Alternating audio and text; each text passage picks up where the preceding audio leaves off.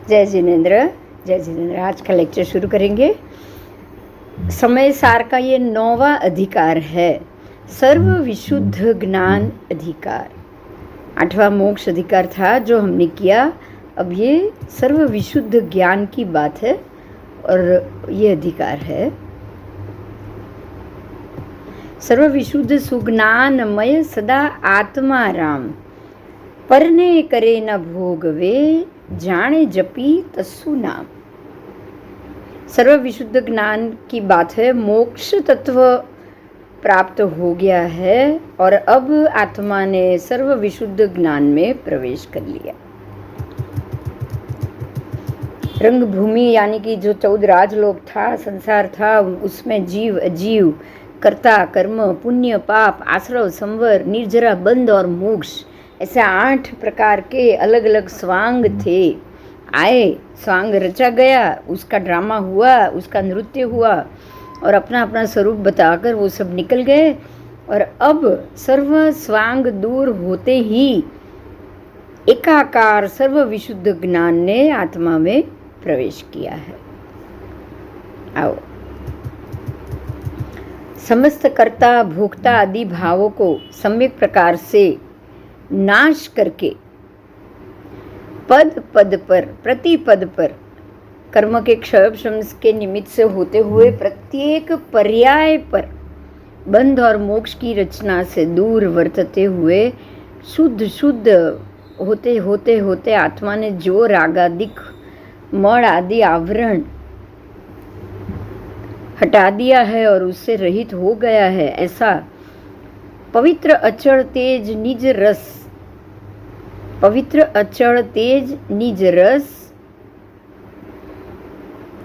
ज्ञान रस, ज्ञान चेतना रूपी रस, उसके फैलाव से आत्मा अब भरपूर हो चुका है। ऐसा टंकोत्कीर्ण प्रकट महिमा यानी कि जिनका महिमा टंकोत्कीर्ण प्रकट छे, ऐसा ये ज्ञान पुंज आत्मा में प्रकट होता है। आत्मा में ज्ञान प्रकट होता है। गाथा है 308।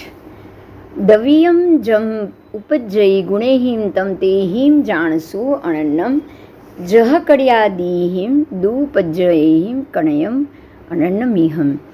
जीवसा जीवस दूजे परिणामा दू देसीदा सुते तम जीवम अजीवम वा तेहि मननम वियाणा ही। शुद्ध नय का जो विषय है, जो ज्ञान स्वरूप आत्मा है, वो कर्ता भोक्तापण भाव से वो रहित है, बंध मोक्ष की रचना से वो रहित है, परद्रव्य और परद्रव्य के सर्व भाव उससे भी वो रहित है। इसीलिए वो बिल्कुल शुद्ध है और अपने ही स्वरस के प्रवाह में वो पूर्ण दिव्यमान ऐसा ज्योति स्वरूप है। उसका टंकोत्कीर्ण महिमा है, ऐसा ज्ञान पुंज आत्मा प्रकट होता है। सर्व विशुद्ध ज्ञान को वो प्रकट करता है। उसमें प्रथम आत्मा कर्ता भोक्ता भाव से रहित है, ये बताया गया है। आत्मा का अकर्तापणा क्या है? जे द्रव्य उपजे जे गुणों थी ते थी जान अनन्य ते। आत्मा अकर्ता है। कैसे? तो कि जो द्रव्य की उपज है, जो उससे द्रव्य के कारण जो गुणों की उपज है, पुद्गल द्रव्य के कारण जो गुण अवगुण राग द्वेष आदि संसार में उपजते हैं, उन सबसे अलग अनन्य आत्मा है। जम जगत में कटक आदि पर्यायों थी कनक अन्य छे। जिस तरह जगत में कटक आदि जो पर्वत आदि पत्थर आदि जो है पर्याय, उससे कनक यानी कि सोना अलग है। दोनों अलग द्रव्य है, बराबर। उससे सोना स्वर्ण अलग है। जीव के परिणाम जे दर्शाव्या सूत्रों में ही ते जीव अगर अजीव जान अनन्य ते परिणाम थी। जो जीव और अजीव के परिणाम इस सूत्र में हमने जाने हैं, बराबर, वो जीव अगर अजीव दोनों अनन्य है, परिणाम से बिल्कुल अनन्य है। न कुदोची भी उपणो जम्हा कज्जम्न तेण सो आदा उप्पादेदीण किंचीवी कारणमवी तेण न स होदी कम्मं पडुच्च कत्ता कत्तारं तह पडुच्च कम्माणी उपजंती नियमा सिद्धि दूण दिसदे अन्ना। आओ, ये सब चारों गाथा का संस्कृत कह रही हूँ मैं। द्रव्यम यद उपद्यते गुणैस्तैर्जानिर यनन्यत यथा कटकादिभिस्तु पर्यायैकनक अनन्य दीह जीवस्या जीवस्य तुय परिणामास्तु दर्शिता सूत्रे तम जीवम जीवम जीवम अजीवम वा तैरनन्यम विजानीहि न कुतश्चिद उत्पन्नो यस्मात् कार्यं तेन स आत्मा उत्पादयति न किंचिदपि कारणमपि तेन स न स भवति कर्म प्रतीत्य कर्ता कर्तारं तथा प्रतीत्य कर्माणि उत्पद्यते च नियमात् सिद्धिस्तु न दृश्यते तह अन्या। आओ, उपजेना आत्मा कोई थी તેથી ન आत्मा कार्य છે। उपजेना आत्मा कोई थी, आत्मा किसी से भी उपजता नहीं, इसलिए आत्मा कोई कार्य नहीं है। उपजाव तो નથી કોઈને, તેથી न कारण પણ ठहरे। आत्मा कुछ भी नहीं उपजा सकता, उपजाता ही नहीं है, इसीलिए वो कारण भी नहीं, वो कार्य भी नहीं है, वैसे वो कारण भी नहीं है।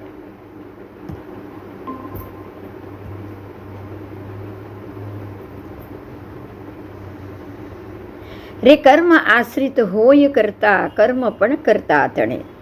कर्म आश्रित होय करता, करता हमेशा कर्म के आश्रित होता है, बराबर। कर्म करने वाला कर्ता कहा जाता है, आत्मा तो वो भी नहीं है। आश्रितपणे उपजे नियमथी सिद्धि नव बीजी दिशे। आश्रित होने से ही ये कर्म उपजता है, नियम से। अगर आप अन्य पुद्गल द्रव्यों के आश्रित हो जाओगे तो ही कर्म उत्पन्न होगा, अगर नहीं तो सिद्धि मिलेगी। सिद्धि नव बीजी दिशे। आओ, जे द्रव्य जे गुणों उपजे छे, जो द्रव्य जो गुण से उपजते हैं, उन गुणों से उनको अनन्य जानना, बराबर। जो द्रव्य जो गुण के द्वारा उत्पन्न होंगे, वो गुणों से वो द्रव्य अलग ही होते हैं, क्योंकि गुण और द्रव्य दोनों एक कभी नहीं होते हैं। इसी तरह जगत में भी कड़ा आदि पर्याय, जो भी पर्याय में से सुवर्ण अन्य अलग है, सुवर्ण अलग है, और ये कड़ा आदि पर्याय अलग है, दोनों अलग है। वो उपजता सुवर्ण में से ही है। अगर आप सोने के दागीने देखोगे तो वो उपजते बनते सूर्य सोने में से ही है, लेकिन उसके अंदर एक प्रोसेस होता है, उसके अंदर एक लोहा मिश्रित होता है, तांबा मिश्रित होता है, पीतल मिश्रित होता है, तब जाके वो घड़ा जाता है और सोना दागीना बन सकता है। अंदर सोना मौजूद है, तो हम ये नहीं कह सकते कि ये भी सोना ही, बराबर। कड़ा आदि पर्याय से सुवर्ण अनन्य ही होता है। जीव और अजीव, ऐसे जो जो परिणाम बताए गए हैं, उस परिणाम से वो जीव तथा अजीव भी दोनों अनन्य ही होते हैं, बराबर। जो जो द्रव्य के परिणाम, जैसे मेरा ये शरीर है तो ये मेरा शरीर अलग हो गया, जीव आत्मा अलग हो गया, और पुद्गल द्रव्य अलग हो गया, तीनों के तीनों अलग हो गए। आपको ये समझना है बस, बराबर। पुद्गल द्रव्य ऐसा शरीर अलग है, अंदर रही आत्मा अलग है। अब आत्मा भी करता नहीं है, शरीर भी करता नहीं, दो में से कोई करता नहीं, दो में से कोई करता नहीं। समझना, ये हमको समझना पड़ेगा, दो में से कोई करता नहीं, लेकिन फिर भी एक भव उत्पन्न होता है, भवोत्पत्ति होती है, उस भव का शरीर बनता है, आत्मा वो शरीर के अंदर जाकर रहता है। तो ये उत्पत्ति में मिश्रित होने से, ये आश्रित होने से उत्पन्न हुआ। आत्मा कर्म के आश्रित होने के कारण ये भव परंपरा उत्पन्न हुई, बराबर। आपको ये समझना है। तो ये शरीर उत्पन्न हो गया, अंदर एक जीव उत्पन्न हो गया है, तो इसका अर्थ ये नहीं कि ये शुद्धात्मा है, और उसका अर्थ ये भी नहीं है कि ये खाली पुद्गल द्रव्य है। दोनों में से कुछ भी नहीं है। समझ में आ रहा है? ना जीव है ना अजीव है, और ना ही ये दोनों के आश्रित, कर्मों के आश्रित एक भव का ये शरीर है। क्योंकि कोईથી उत्पन्न થયો નથી। કેમ? કારણ કે આત્મા કોઈના થકી પણ ઉત્પન્ન થયો નથી। માત્ર પોતાના જ વિચાર, પોતાના જ કર્મ, પોતાની જ ઈચ્છાથી એની ઉત્પત્તિ થાય છે। કોઈથી પણ આત્મા ઉત્પન્ન થયો નથી, તેથી તે આત્મા કોઈનું પણ કાર્ય નથી। કોઈએ આત્માનું ઉત્પન્ન કર્યું જ નથી, અને એ કોઈને બીજાને ઉત્પન્ન કરતું પણ નથી, એટલે કાર્યનું કારણ પણ એ બનતો નથી।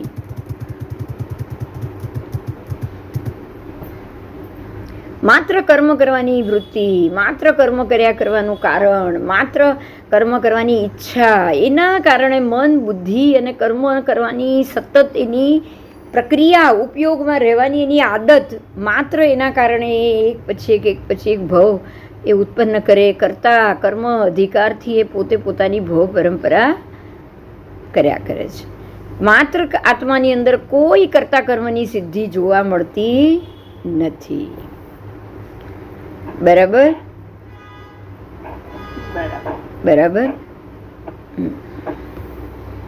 જીવ એ જીવ છે, અજીવ એ અજીવ છે, બે ભેગા કેમ થયા?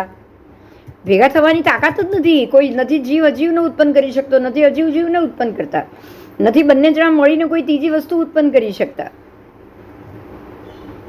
પણ બંનેનું સંયોજન ચોક્કસ થઈ શકે છે। કારણ શું છે કે આત્માને એક ઉપયોગમાં સતત રહેવાની આદત છે। એ આદતના કારણે એ એક સતત ઉપયોગમાં રહ્યા કરે છે, એટલે ઉપયોગમાં રહેવા માટે એને કોઈકનું શરીરનો આધાર લેવાનો છે। આશ્રય વગર તો એ રહી શકે એમ નથી, પોતાનો ઉપયોગ કરી શકે એમ નથી, અને એ આશ્રય લેવામાં એની ઈચ્છા અને કર્મ કરતા એ પોતે અન્ય દ્રવ્યથી નિરપેક્ષપણે સ્વદ્રવ્યને અને અન્ય દ્રવ્યને એ ભેગું કરી નાખે છે। અન્ય દ્રવ્ય એટલે પૂતગલ દ્રવ્ય, સદ્રવ્ય એટલે પોતાનું આત્મદ્રવ્ય, એ બંનેને એ ભેગા કરી નાખે છે। બરાબર? અને એ ભેગા કરવાના કારણે, નિરંતર રૂપે કર્મ કર્યા કરવાના કારણે પૂતગલ વર્ગણામાંથી કાર્બન વર્ગણા એ લઈને ભેગી કર્યા કરે છે। બસ આટલું જ તકલીફનું કામ છે। અને બધું ભેગા इकट्ठा करता जाता है तो सर्व द्रव्य इकट्ठे हो रहे हैं, तो सर्व का परिणाम अलग अलग, सर्व द्रव्य इकट्ठा हो रहा है। ज्ञानावरण के भी हो रहे, दर्शनावरण के भी हो रहे, मोहनीय के भी हो रहे, वेदनीय के भी हो रहे, सबके परिणाम अलग अलग, और अपने अपने परिणामों में सबके सब द्रव्य अपने अपना जो परिणाम है उसका करता। बराबर? वो परिणाम इकट्ठा करने वाला खुद ही है, तो खुद ही करता, और परिणाम आ गए, हो गए, तो अब परिणाम होने के बाद जो वो परिणाम कर्म के कार्बन वर्गणा के रूप में वो जीव और वो आत्मद्रव्य के ऊपर लगी, वो उसका परिणाम।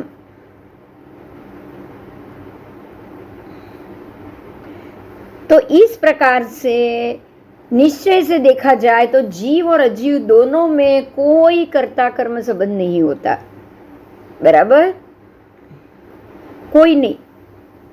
जीव खुद अपने परिणाम का करता है, ऐसे ही अजीव भी खुद अपने परिणाम का करता है। दोनों अपने अपने परिणामों के करता है, दोनों एक दूसरे के परिणाम के करता नहीं होता है। लेकिन फिर भी पूतगल द्रव्य को तो नहीं, अजीव द्रव्य को तो नहीं, लेकिन आत्म द्रव्य को उपयोग में, सतत उपयोग में रहने की आदत ही होती है। इतना समझना, वो सतत उपयोग में रहने की जो आदत है ना, वो ही उसको कर्म से बाधित करता है। जीव अकर्ता हो तो भी उसको बंद हो रहा है, बंद तो हो ही रहा है कर्म बंद, क्योंकि सतत उपयोग में वो निरंतर उपयोग उसका चालू ही है। आओ 312 गाथा नंबर 312-313। चेदादु पयडी अट्ठम उपज्जयी विणसई पयडीवी चेयठम उपज्जयी विणसई एवं बंधो दोणहंपी अणोन्न पच्चया हवे अपनो पयडीये य संसारो तेण जान दे। यानी कि चेतयिता तु प्रकृत्य अर्थम उत्पद्यते विनश्यति प्रकृतिरपि चेत कार्यम उत्पद्यते विनश्यति। इसका अर्थ क्या है? पण जीव प्रकृति ना निमित्ते उपजे विण से। अरे प्रकृति ने निमित्त से, जीव प्रकृति के कारण से, प्रकृति के निमित्त से उपजता भी है, विणसता भी है। और प्रकृति ने प्रकृति पण जीवना निमित्त उपजे विण से। प्रकृति भी जीव के निमित्त के कारण उपजती है और विणसती है। अन्योन्य के निमित्त के कारण ये दोनों में जो बंध हो रहा है, कर्म बंध, दोनों को एक दूसरे के कारण हो रहा है। जीव और अजीव दोनों को एक दूसरे के कारण कर्म बंध हो रहा है। आत्मा और प्रकृति तणो संसार तेथी थाय छे। अब दोनों का एक दूसरे के कारण से बंध परस्पर हो रहा है तो संसार तो बढ़ेगा, भव बढ़ेंगे, वो कुछ न कुछ उपयोग करेगा और वो क्रिया करेंगे। बराबर।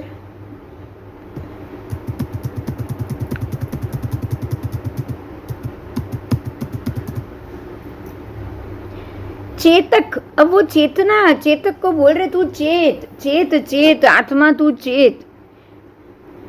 चेतक यानी आत्मा प्रकृति के निमित्त से वो उपजता है तथा विनसता है। प्रकृति के निमित्त से प्रकृति उसको उत्पन्न करती है, प्रकृति उसको उपजाती है, प्रकृति उसको विनसती है।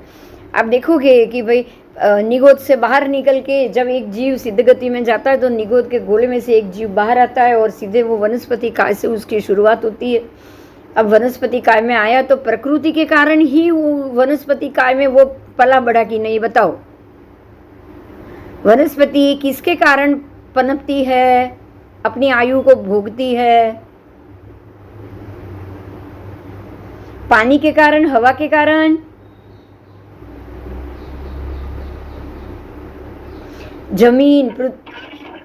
जमीन, हवा, पानी, खाद्य, ये सारी चीज वो खाएगी, वनस्पति खाएगी। प्रत्येक वनस्पति का जीव वो खाएगा, पिएगा और वो अपने आप को पनपेगा। तो वो जो खाना पीना है वो ही उसका कर्मबंध का कारण हो गया। देखिए, प्रकृति के निमित्त से उसका उपजना हुआ और विनसना भी हुआ। इस प्रकार दोनों परस्पर निमित्त के कारण दोनों का आत्मा और प्रकृति, ऐसे दोनों का परस्पर में बंध होता है, मेल होता है। और ये होते होते होते होते वो एक भव के अंदर वनस्पति पता नहीं कितने अन्य अन्य अन्य अन्य भव के कर्म बंद कर देता है। क्योंकि उसको तो ये भव खत्म करते करते कितने पशु प्राणी, कितने उसके अंदर आश्रय लेंगे, कितने एक दूसरे को मारेंगे। आपको ये पता होगा कितनी वनस्पतियां ऐसी होती है जो उसके पान और ये बंद हो जाए, अपने आप फूल और जो होता है वो बंद हो जाता है। और वो बंद होने के कारण अंदर जो मधुमक्खी या भंवर है, वो पंचेंद्रिय जीव है, वो भी उसको हवा या कुछ नहीं मिलने के कारण वो भी अंदर मर जाते हैं। तो ऐसे ऐसे पंचेंद्रिय जीवों की हत्या का कर्मबंध भी तो वो एक प्रत्येक वनस्पति काय को होता है कि नहीं? हाँ, होता है। बराबर। तो इस तरह अनादि संसार में आत्मा अपने अपने निश्चित स्वलक्षण का उसको ज्ञान नहीं है, भेद ज्ञान नहीं है। इसीलिए वो आत्मा पर ऐसे पुद्गलजन्य संसार के दूसरे अजीव द्रव्य से वो जुड़ जाता है आत्मा, और वो जुड़ के अपने आप प्रकृति के निमित्त से उसकी उत्पत्ति होती है, उसका विनाश होता है, उसकी उत्पत्ति होती है, उसका विनाश होता है। और प्रकृति भी आत्मा के निमित्त से उत्पत्ति और विनाश को पामती रहती है, दोनों एक दूसरे के संयोजन से। आत्मा के परिणाम अनुसार उसका परिणमन होता है। जैसे जैसे कर्म बंद होगा ऐसे ऐसे आगे आगे भव परंपरा में उसका परिणमन भी होगा।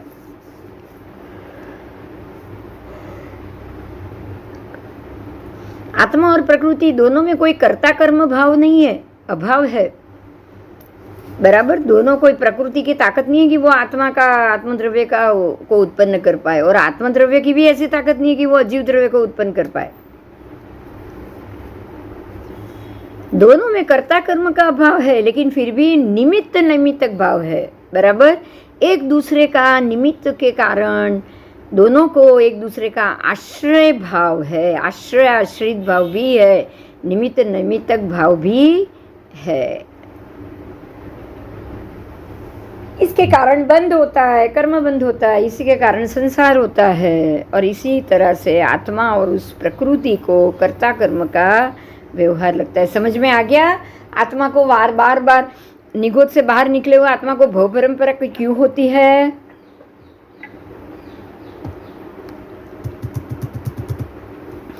जहाँ तक आत्मा प्रकृति के निमित्त से उपजना विनसना नहीं छोड़ेगा, तब तक वो अज्ञानी मिथ्या दृष्टि असंयत ही रहेगा। बराबर, उसको समझना पड़ेगा कि मुझे ऐसे बार बार लेने की जरूरत नहीं है, मैं अलग शक्ति हूँ, मैं अलग स्थिति में हूँ, मुझे ये सब चीज़ से कोई लेना देना नहीं है, मैं ये सब नहीं करूँगा तो अवश्य यहाँ से मुक्त हो जाऊँगा। उसको ये बात पता होनी चाहिए। ऐसे शुरू के आत्मा में नहीं होगी। एक इंद्रिय, बे इंद्रिय, ते इंद्रिय तक संज्ञा जब तक उसको सम्यक दर्शन नहीं आया है, तब तक उसको ये समझ नहीं आएगी। गाथा 314-15 जायेस पयडी अठ्ठम चेदाणेव विमुंचये अयाणो हवे ताव मिच्छादिठी असंजवो जदा विमुचये चेदा कम्मफल मणंतयम तदा विमुक्तो हवदी जाणवो पासवो मुनि। आओ, ये दो गाथा क्या कह रही है? यावदेश प्रत्युत्कर्थ चेतयिता चैव विमुच्यति अज्ञायको भवेत्ताव मिथ्यादृष्टिः संयतः यदा विमुच्यति चेतयिता कर्मफलम् अनन्तकं तदा विमुक्तो भवति ज्ञायको दर्शको मुनिः। आओ, इसका अर्थ समझेंगे। उत्पाद, व्यय, प्रकृति, निमित्त, ये तीनों बराबर, उत्पाद, व्यय और प्रकृति। उत्पाद व्यय प्रकृति के निमित्त से ही होता है। जब तक उसको आत्मा तजेगा नहीं, तब तक वो अज्ञानी मिथ्यात्वी असंयत रहेगा। बराबर, तो ऐसा आत्मा जब कर्म का फल अनंत प्राप्त है, वो सबका अगर वो त्याग कर दे, परितजे सबको, तो वो ज्ञायक आत्मा और दर्शक आत्मा तथा वो मुनि सब कर्म से विमुक्त हो जाएंगे। बराबर,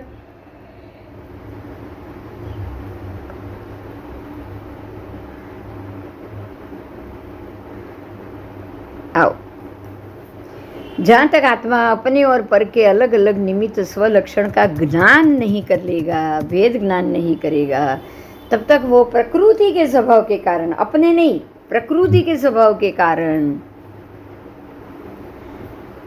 अपने अपने बंध का जो निमित्त है उसको नहीं छोड़ता है।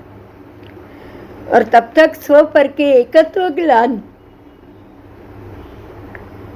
ज्ञान से वो अज्ञायक है। उसको ये नहीं पता कि मैं आत्मद्रव्य हूँ, उसको ये नहीं पता है कि मुझे किसी भी काम करने की ज़रूरत नहीं है, मैं अगर कार्य करता रहूँगा तो फंसता जाऊँगा, अलग अलग भव परंपरा मेरी होती जाएगी, मुझे ये सारे संसार से वैराग्य लेना चाहिए, मुझे अपने ही स्वभाव से परिचय करना चाहिए, ये उसको नहीं पता। बराबर, क्योंकि स्वलक्षण का भेद ज्ञान उसको अभी तक नहीं हुआ है, और प्रकृति के स्वभाव को वो इसीलिए नहीं छोड़ता। अपने ही बंध के निमित्त जितने जितने उसके सामने आएंगे नहीं छोड़ेगा, जितने राग द्वेष आएंगे नहीं छोड़ेगा, जितने अशुभ अध्यवसाय आएंगे उसको भी नहीं छोड़ेगा। शुभ अध्यवसाय दानशील भाव आ गए तो भी उसको भी वो नहीं छोड़ेगा। तो इस तरह वो स्व पर तथा एकत्व ज्ञान से अज्ञायक है, उसको नहीं पता है। और स्व पर के एकत्व दर्शन से भी, एकत्व रूप श्रद्धान से भी वो मिथ्या दृष्टि है। स्व पर का एकत्व दर्शन, स्व और पर दोनों एक है, ये मान्यता ही गलत। दोनों का एकत्व होना, ऐसी श्रद्धा ही मिथ्या दृष्टि है।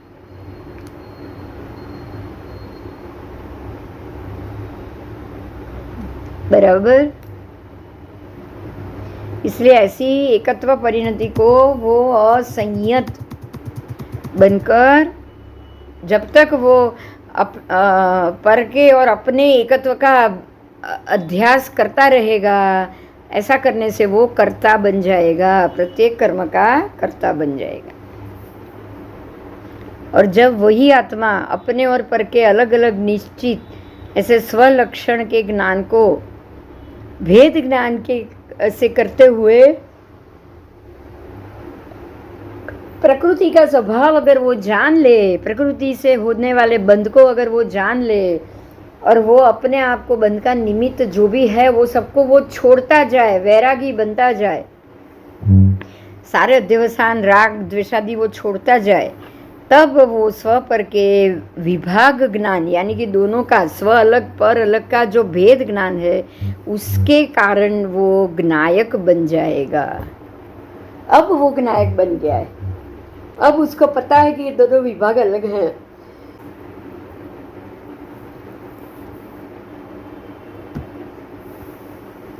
स्व पर के विभाग दर्शन से वो भेद दर्शन से वो दर्शक बन गया है, और स्व पर के विभाग परिणति से वो भेद परिणति से वो संयत भी बन गया है। इसलिए अब उसको सब चीज छोड़नी है, भव परंपरा नहीं चाहिए, कर्मबंध नहीं चाहिए।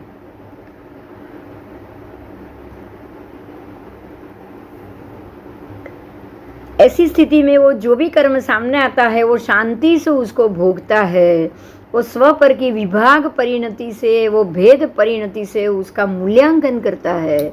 और जब वो सोच लेता है कि मैं संयत हूँ, मुझे ये कुछ नहीं चाहिए, मैं सम्यक दर्शनी हूँ, तो मुझे अब अगले भव में, आने वाले जल्दी के भव में मुझे मोक्ष चाहिए। और जब वो ये जान लेना, तब वो अपने और पराये की एकत्व का अभ्यास उसको छूट जाएगा, और ये छूटने से वो अकर्ता बन जाएगा।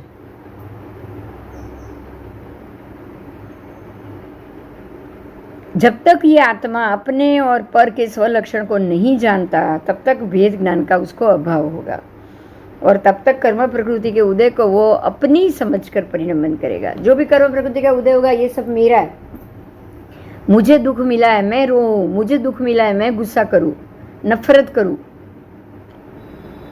इस तरह से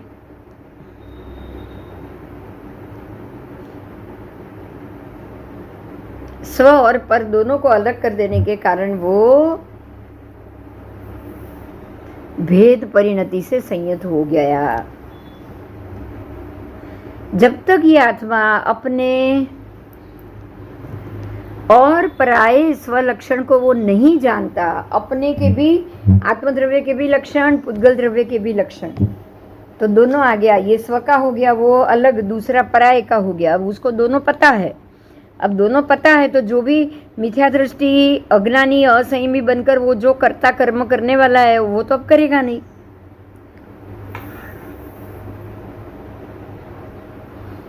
राइट?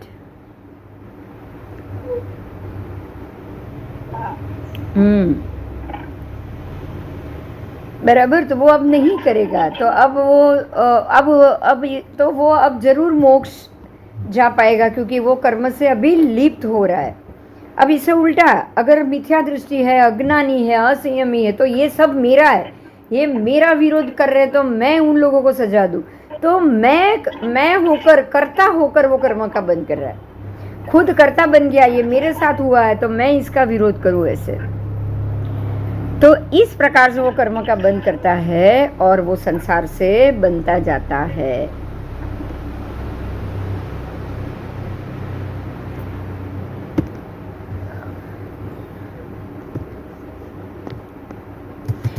जब उसको भेद ज्ञान हो जाएगा तभी वो इसमें से बाहर आ पाएगा, उससे पहले नहीं। क्योंकि उसके बाद भेद ज्ञान हो जाने के बाद, सम्यक दर्शन आ जाने के बाद, वैराग्य की तीव्र इच्छा जाग जाने के बाद वो जीव अपने किसी भी कर्म का कर्ता नहीं होता। बराबर।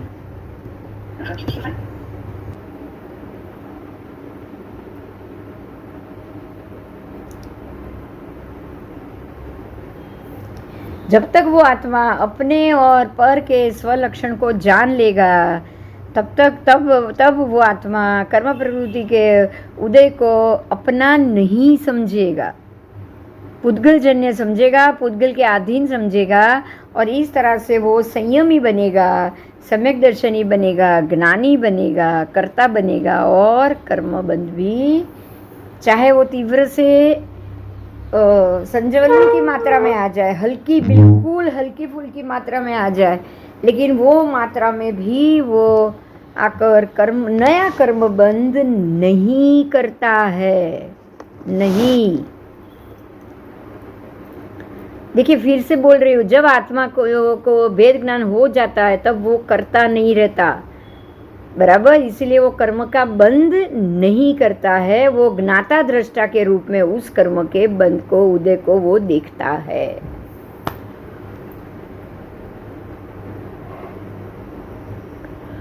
अलग बनकर, अलग रहकर कि ये मैं हूं ही नहीं।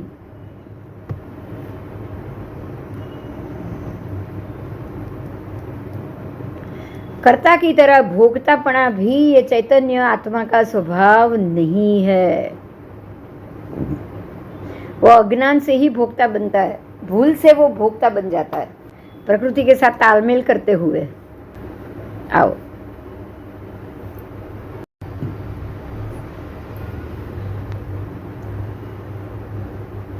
कर्तापना की तरह भोक्तापना भी, भोगना भी चैतन्य का स्वभाव नहीं। अब वो सम्यक दर्शन हो गया, वो नया कर्म नहीं कर रहा है, लेकिन वो भोक्ता तो है, जो कर्म का उदय आ रहा है उसका भोक्ता तो है, परंतु भोक्ता भी चैतन्य का स्वभाव नहीं है। इसीलिए अगर उसने सम्यक दर्शन आ गया है, वैराग्य आ गया है, तो वो भोक्ता जो कर्म को भोग रहा है उसका भी, उसका स्वभाव ना होने के कारण उसके ऊपर उसकी भी कर्मण वर्गणा, उसका भी वो करता नहीं है। बराबर समझ में आ गया। अज्ञान से ही वो जीव भोक्ता बनता है, ज्ञान से, वो ज्ञान आ जाने के बाद वो कभी भी भोक्ता नहीं होता, वो हमेशा भोक्ता रहता है। आओ गाथा, इस गाथा का गुजराती अर्थ, अज्ञानी वेदे कर्म फल प्रकृति स्वभावे स्थित रही। अज्ञानी जो भी कर्म वेद उत्पन्न होता है प्रकृति के स्वभाव से ही, ध्यान से रखिएगा आप ये बात, देखो यार बहुत महत्व का इम्पोर्टेंट पॉइंट है ये। ने જ્ઞાની તો જાણે ઉદયગત કર્મફળ વેદે નહીં. બહુ સરસ સમજવાનું છે. અહીંયા 3 બતાડ્યા છે, 3 દ્રવ્ય. એક છે આત્મદ્રવ્ય, એક છે સામે પૂદગલ દ્રવ્ય કે જેમાંથી એનું શરીર બન્યું છે, એક છે આત્મદ્રવ્ય, પૂદગલ કારમણ વર્ગણા, એક બીજું દ્રવ્ય. પૂદગલ કારમણ વર્ગણા પણ કરતા ભોગતા નથી, આત્મદ્રવ્ય પણ કરતા ભોગતા નથી, છતાં બંનેનો સંબંધ થયો. કેમ? કારણ કે નિગોદમાંથી બહાર નીકળેલો જીવ अभी अभी वो निगोद से बाहर निकला और अब वो एकेंद्रिय आदि या जो भी वनस्पति का आदि में वो जन्म ले रहा है, वो सीधा तो मोक्ष होगा नहीं उसका, सीधा तो वो पंचेंद्रिय पाएगा नहीं. तो पंचेंद्रिय तक वो जब पहुंचेगा एकेंद्रिय से लेकर, तब तक वो प्रकृति के निमित्त से ही सारे कर्म बंद करता जाएगा. बराबर? प्रकृति उसका दुश्मन है, प्रकृति उसके विरोध में आकर खड़ी हो गई और प्रकृति के कारण ही वो कर्म बंद कर रहा है. बहुत बारिश आई, एक पौधा उग रहा है, बहुत बारिश आई, तो बारिश के कारण उसने पानी खाया पिया, धूप भी आई, पानी भी आया, वो सब उसने पिया और ऐसा मजबूत वृक्ष बन गया कि वो वृक्ष के ऊपर कोई चढ़ा है, डाल टूट गई, डाल टूट के किसी नीचे प्राणी के माथे पे गिरी और वो मर गया, तो उसका दोष भी वो पेड़ को लग गया. प्राण हत्या का दोष उसको लग गया प्रकृति के कारण. सोचो आप,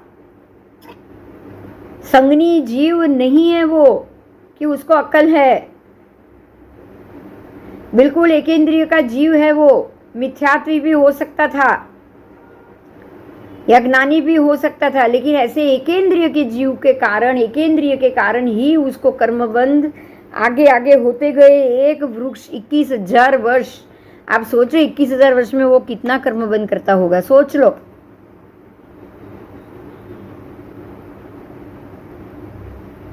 बराबर। और जो भी कर्म बंद कर रहा है, भोग रहा है, कर रहा है, भोग रहा है, वो सारा कर्ता प्राण की तरह ही कर रहा है, खुद ही कर रहा है। वो उसके खुद से ही, खुद के ही आत्मा द्वारा हो रहा है, खुद के ही शरीर द्वारा हो रहा है।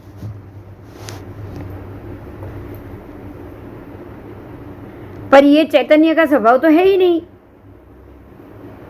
चित स्वरूप आत्मा का क्या ये स्वभाव है, बताओ, कि किसी को उसके कारण किसी को तकलीफ हो? उसका तो ये स्वभाव ही नहीं है। फिर भी उसको बंद हो रहा है, कर्म बंद हो रहा है, क्योंकि ये उसका स्वभाव नहीं है। स्वभाव ना होने के कारण भी उसके शरीर के द्वारा प्रकृति के साथ तालमेल करते हुए उससे ये कर्म हो रहा है।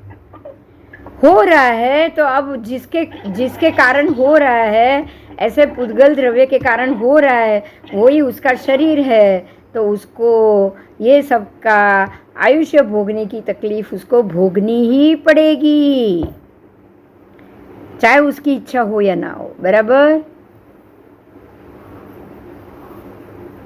अब उसमें कोई इच्छा नहीं करना, मोक्ष की इच्छा नहीं करना है, वो सब अज्ञान।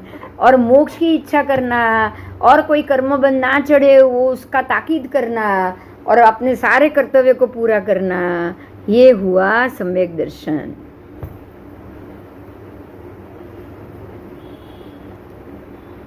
आओ, તો इस तरह કરતાપણાની જેમ ચૈતન્યનો સ્વભાવ નથી કયો। अज्ञान से ही वो भोगता है, इतना समझिए। अगर ज्ञान आ जाएगा तो वो भोगता नहीं रहेगा। अज्ञान का अभाव होने से वो अभोक्ता, अगर अज्ञान से वो भोक्ता बन गया है, कल को अज्ञान चला गया तो वो सीधा उसका अभोक्ता हो जाएगा। अज्ञानी वेदे कर्मफल प्रकृति स्वभाव स्थित रही ने, ज्ञानी तो जाने उदयगत कर्मफल वेदे नहीं। कर्मफल के वेदन की बात है। आओ,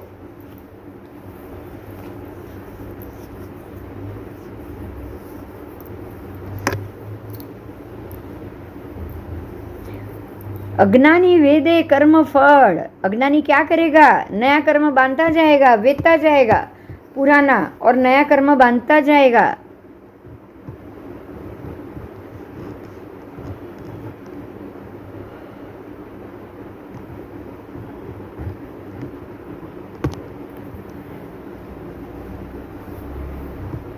इसीलिए उसको ये उपमा दी गई है कि कर्तापना की तरह भोक्तापना, कर्तापना और भोक्तापना दोनों नहीं है, चैतन्य का स्वभाव ही नहीं है।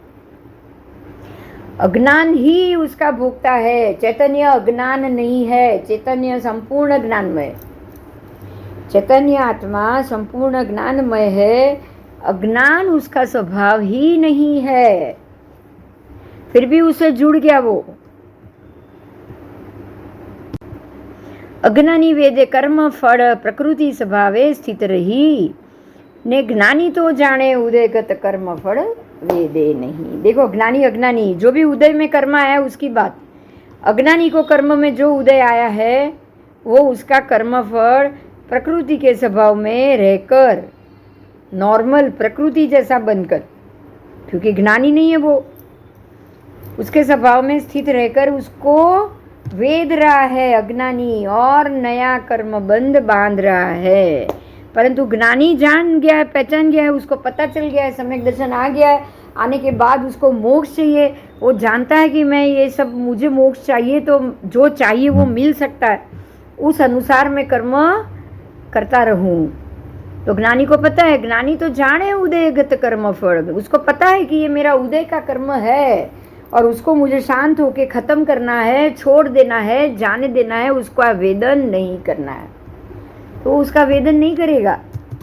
वेदन नहीं करेगा यानी नया कर्मबंध नहीं बांधेगा। वही एक ही चीज है, 10 लोग उसका यूज करे, दोनों 10 में से 5 सम्यक दर्शनी है, 5 मिथ्या है, तो मिथ्या वाला कर्म बांधेगा उसी वस्तु से। सम्यक दर्शनी उसके उपयोग से कोई कर्म नहीं बांधेगा। अज्ञानी कर्म फलम प्रकृति स्वभाव स्थित तस्तु वेदयते, ज्ञानी पुनः कर्म फलम जानाति उदितम न वेदयते। अज्ञानी प्रकृति के स्वभाव में स्थित रहता हुआ भी कर्म फल को देखता है, वेदता है, भोगता है, और इसी तरह से ज्ञानी जो भी उदित कर्मफल होते हैं उसको भी वो जानता है, परंतु उसका वेदन नहीं करता है। उसको जानता है, वो कर्मबंध कर्मफल उदय में आया है ये मेरा, तो उसको जानता है वो कि ये उदय में आया हुआ है, मुझे अब मोक्ष चाहिए, मुझे कोई नया कर्म या उसका फल नहीं चाहिए। ये इच्छा उसको, वो फल को वो जान गया, तो अब उसका वेदन वो नहीं करेगा। वेदन यानी कि कर्म के उदय के वक्त उसको नए सिरे से फिर से उसका नया कर्मबंध बांधना, यानी कि उस कर्म को वेदना, वेदोगे तो उसमें से नया कर्मबंध हो भी सकता है, नहीं भी हो सकता है। आप सोचोगे तो होगा, आप उसको अपना नहीं सोचोगे तो नहीं होगा। तो ज्ञानी नहीं वेदता है, लेकिन अज्ञानी को तो अपना शुद्ध आत्मा का जो ज्ञान है उसको भी वो भूल गया है, उसका भी उसको अभाव हो गया। इसलिए ना उसको स्व की पता है ना पर की पता है। स्व अलग है, पर अलग है। स्व का ज्ञान क्या है, पर का ज्ञान क्या है, दोनों का संबंध क्या है, उसको कुछ नहीं पता। इसलिए वो दोनों को एक मान लेता है, सबको मेरा मेरा मान लेता है। बराबर, मेरा नुकसान वो उसने जान लिया। ऐसे स्व पर के एकत्व दर्शन के कारण, स्व पर की एक ही परिणति के कारण और प्रकृति के स्वभाव में वो अज्ञानी स्थित है। प्रकृति के स्वभाव में स्थित रहना यानी अज्ञानी ही होना।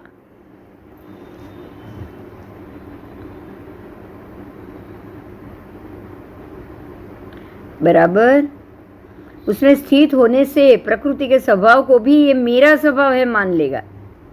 हवा ने नुकसान किया ऐसा नहीं, इसने मेरा नुकसान किया, वो मान लेगा। वो ऐसा करते करते वो कर्मफल का वेदन करता है, भोगता है, तो फिर से वो नया कर्म बांध लेता है। ज्ञानी उसको शुद्ध आत्मा के ज्ञान के सद्भाव के कारण स्व पर के विभाग ज्ञान से उसने अलग कर दिया उसको।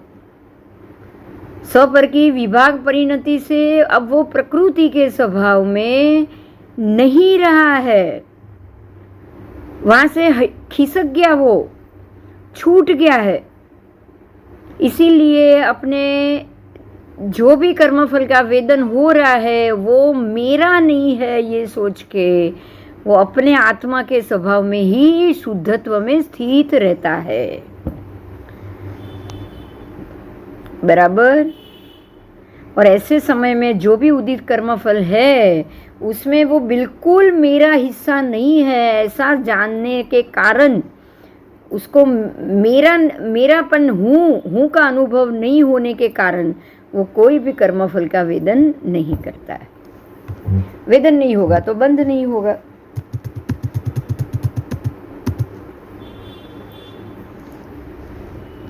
ठीक है।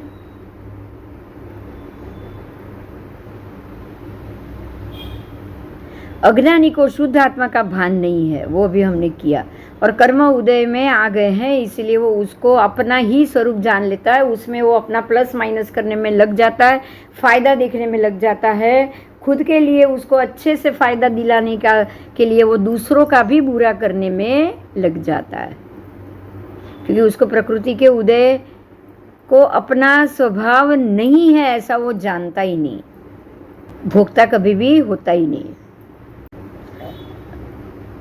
अब आगे गाथा नंबर 317। न मुयदि पयडिम अभवो।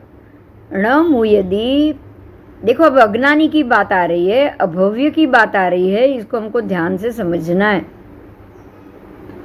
पैडिम अभवो सुठुवी अज्जाई दुण सत्थाणी गुड़ दुद्धम पी पिबंता न पन्नया निव्विसा होन्ति। न मुच्यते प्रकृतिम अभव्यः सुष्ठवपि अधीत्य शास्त्राणि गुड़दुग्धमधि पिबंतो न पन्नगा निर्विशा भवन्ति। आओ, अज्ञानी प्रकृति स्वभाव में निरतः होता है, स्थित होता है, इसलिए उसको कर्म का वो नित्य वेदक ही रहता है। अपने प्रकृति स्वभाव में लीन है, वो उसी में रक्त है, उसी के अंदर वो राग द्वेष कर रहा है, इसलिए वो उसको अपना स्वभाव की कोई जानकारी ही नहीं है, इसलिए वो सदा वेदक होता है। अज्ञानी सदा वेदक,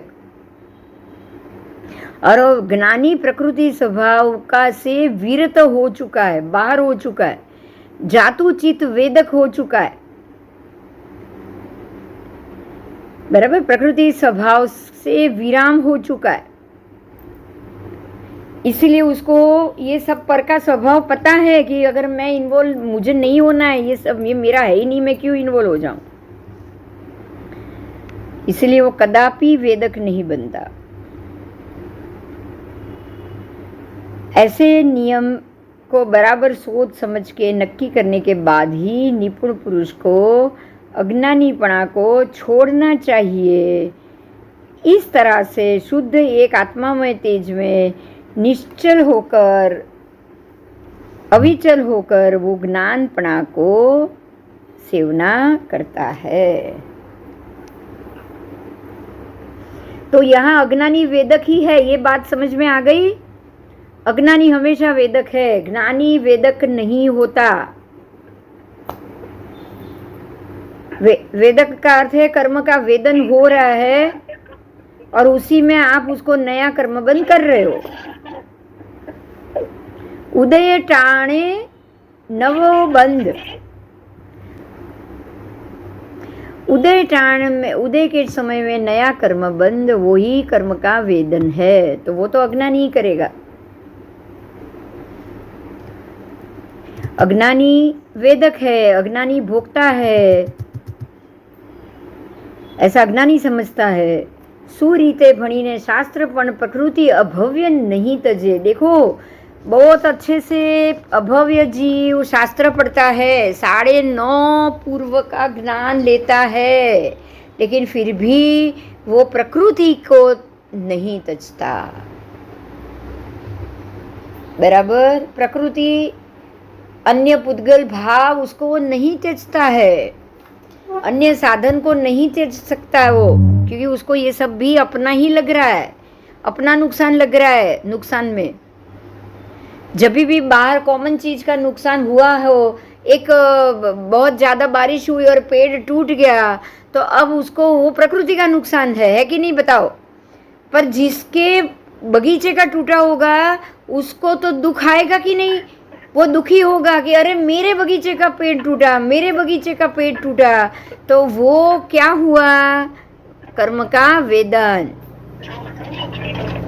अज्ञानी ने समझ लिया कि ये मेरा झाड़ है, मेरा नुकसान हुआ, मेरा एक पेड़ कम हो गया, और वो अब आर्त ध्यान कर रहा है, तो ये हुआ अज्ञान, और यही है कर्म का वेदन। अब वो जरूर नया कर्म बांधेगा। बराबर, तो आपको ये समझना है कि अरे वो कुछ भी टूटेगा, ये मेरे बगीचा तो छोड़ो, मेरे आत्मा से उसका कोई संबंध ही नहीं है। अगर आपका भी पैसा लगा हुआ हो, आपके घर का ही बगीचा हो, तो भी क्या आपका आत्मा से उसका संबंध है? बोलो, नहीं है। आपकी आत्मा से उस चीज का कोई संबंध ही नहीं है। जब संबंध ही नहीं है तो वो आपका हुआ कैसे?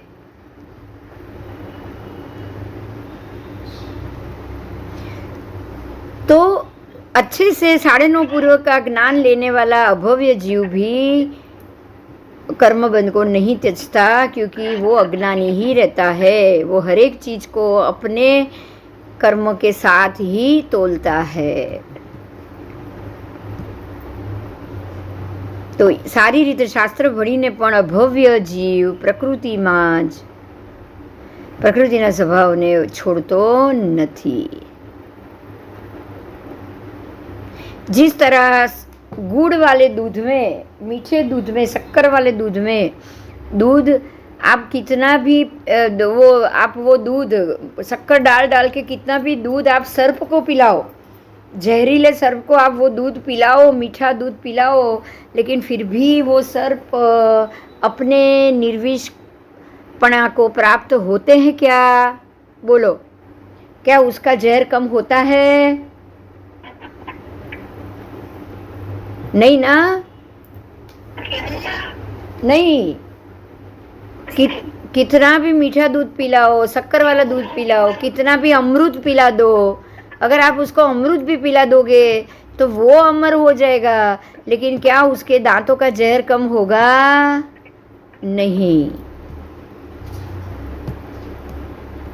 बराबर. जिस तरह ये जगत में सर्प अपने विष भाव को छोड़ता नहीं है, बराबर इसी तरह से अभव्य जीव अपने स्वभाव को नहीं छोड़ सकता, अपने अज्ञान को नहीं छोड़ सकता.